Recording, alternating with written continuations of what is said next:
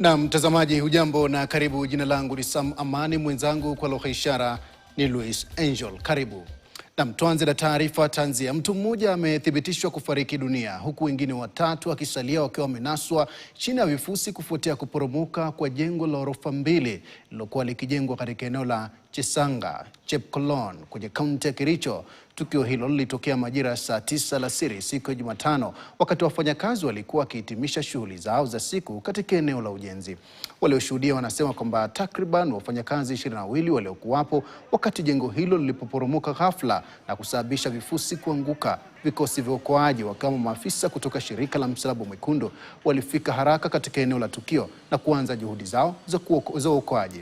Kufikia wakati wa kuandaa taarifa hii, juhudi za kuokoa walionaswa zilikuwa bado zinaendelea huku waokoaji wakifanya kazi kwa kasi ili kuokoa manusura wanaohofiwa kufunikwa chini ya vifusi hivyo. Tulikuwa tunafanya kazi hapa, tukamaliza tu vizuri. Sasa tulifika ile harakati ya kusukisha hiyo lift yenye inapeleka kokoto juu, ikashukishwa chini.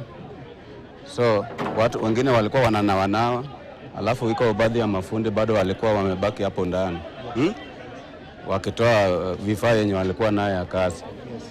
So mimi nilikuwa outside hapo mbali kidogo, nilikuwa napiga simu na kidogo naona slab inashuka kutoka juu. Sasa wakati tulikuwa tumemaliza kazi, tulikuwa tunashuka, tushashukisha mashini yenye ilikuwa juu, tulikuwa tunataka kushuka.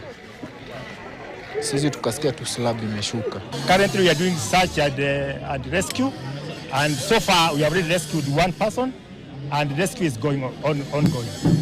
Ndio tumeweza kupata mwenye alikuwa anasimamia hii site, na kwa sasa tunaambiwa ni kama watu 5 wako hapa, lakini wengine tunaweza kuwasiliana na wao, lakini rescue inaendelea na tunaendelea vizuri. Naam, kwingineko ni kwamba taarifa